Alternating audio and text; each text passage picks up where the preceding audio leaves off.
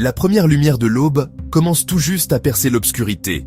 Le ciel conserve encore les bleus profonds et les violets de la nuit, une toile silencieuse avant le réveil du monde. La majeure partie de la ville est encore endormie, enveloppée dans un manteau de silence. Mais en ce moment précieux et tranquille, vous vous levez. Ce n'est pas seulement le début d'un nouveau jour, c'est le début d'une nouvelle bataille. Avant que le bruit de la circulation, le flot d'emails et les exigences incessantes de la journée ne commencent à réclamer votre attention, il y a une opportunité stratégique. C'est le moment d'établir l'ordre du jour, de régler votre boussole spirituelle avant de faire un seul pas dans le monde. Chaque nouveau jour nous présente une série de défis, visibles et invisibles.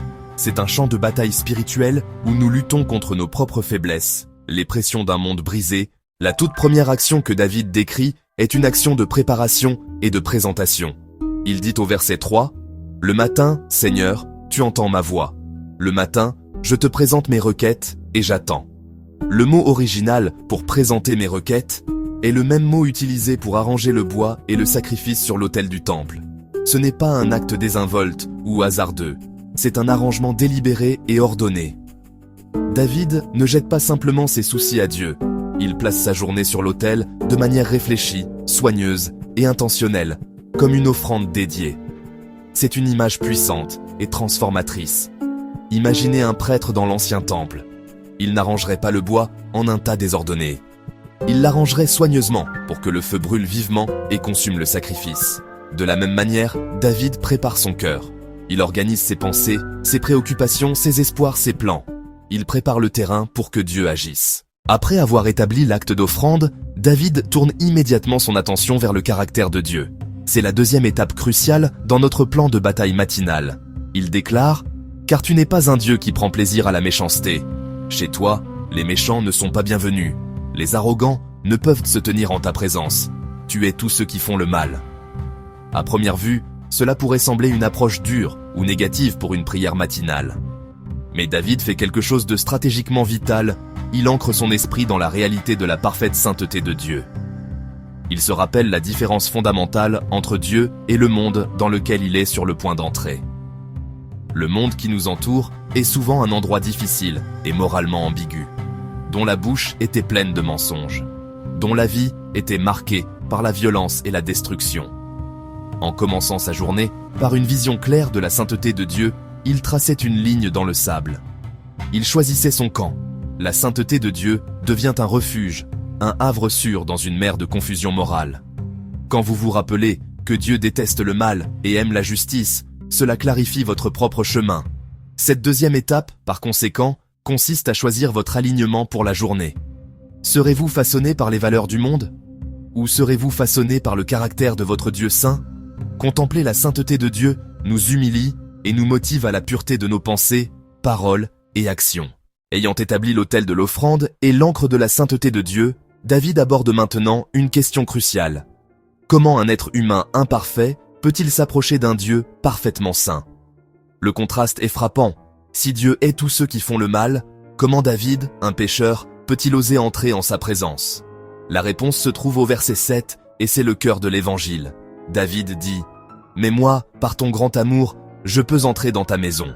Avec révérence, je me prosterne vers ton saint temple. » C'est la troisième étape essentielle. Reconnaître que notre accès à Dieu n'est pas basé sur notre propre mérite, mais uniquement sur sa grâce, sa miséricorde abondante. David n'approche pas Dieu en revendiquant sa propre justice, sa force. Au lieu de cela, sa confiance est entièrement basée sur le grand amour de Dieu. Après avoir présenté ses requêtes à Dieu, David fait quelque chose qui est souvent absent de nos propres vies de prière. Il dit « Et j'attends avec espérance ». Le mot hébreu évoque l'image d'un guetteur sur la muraille d'une ville. Ce n'est pas une attente passive et ennuyée. C'est une veille active, alerte et pleine d'espoir. Il scrute l'horizon. La première lumière de l'aube, l'arrivée d'un messager, le signe d'un ennemi. La prière est le début d'une conversation.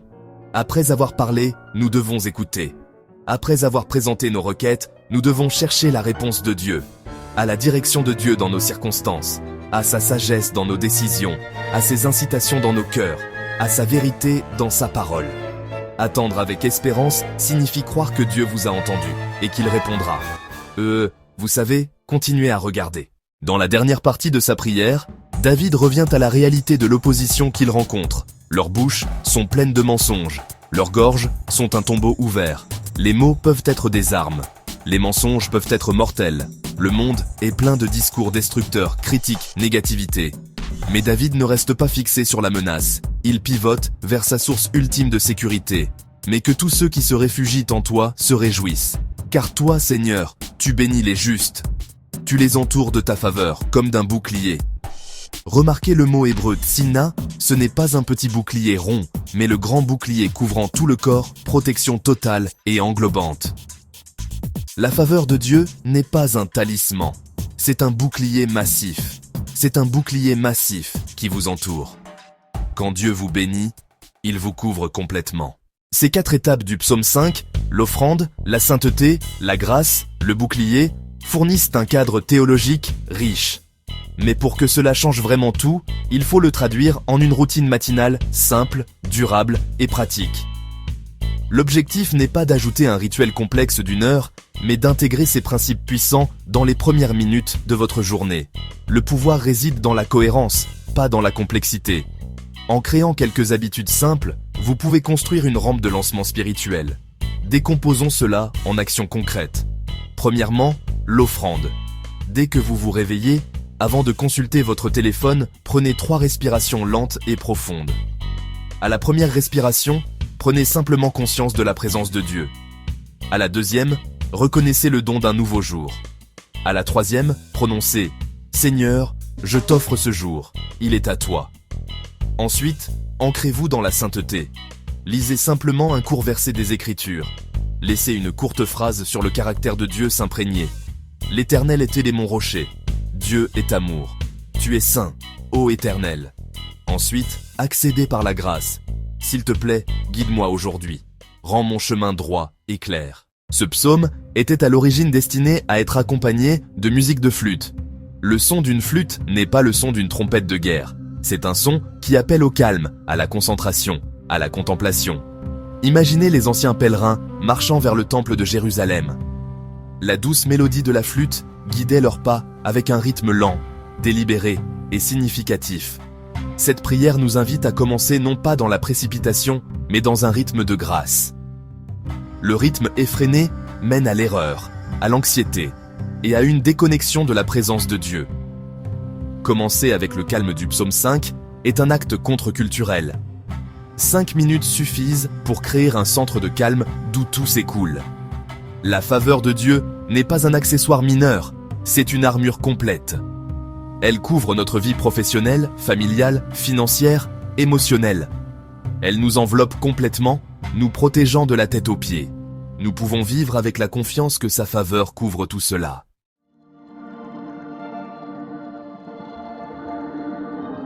Commencer la journée avec Dieu, c'est tout changer.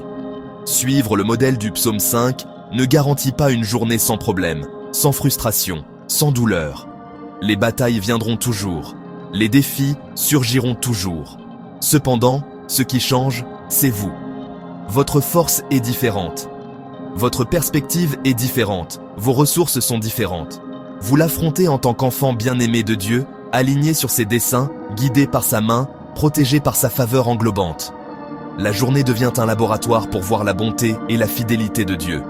Une prière simple à faire vôtre, Seigneur, en ce début de journée, je te l'offre. Reçois mon cœur, reçois mes pensées, reçois mon temps. Tu es saint et vrai. Guide-moi sur un chemin droit aujourd'hui. Merci pour ta grâce qui me donne accès à toi. Entoure-moi maintenant de ta faveur comme un bouclier et permets-moi de marcher avec la confiance de ton amour, au nom de Jésus. Amen. À la prochaine.